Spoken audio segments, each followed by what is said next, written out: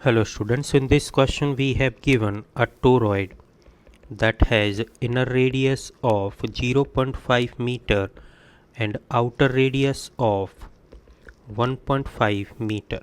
Okay, number of turns in the toroid is 900 and current is 12 kilo ampere.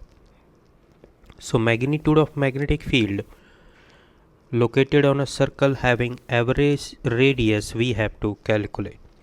So first of all, this average radius will be inner radius plus outer radius divided by 2, that is 1 meter.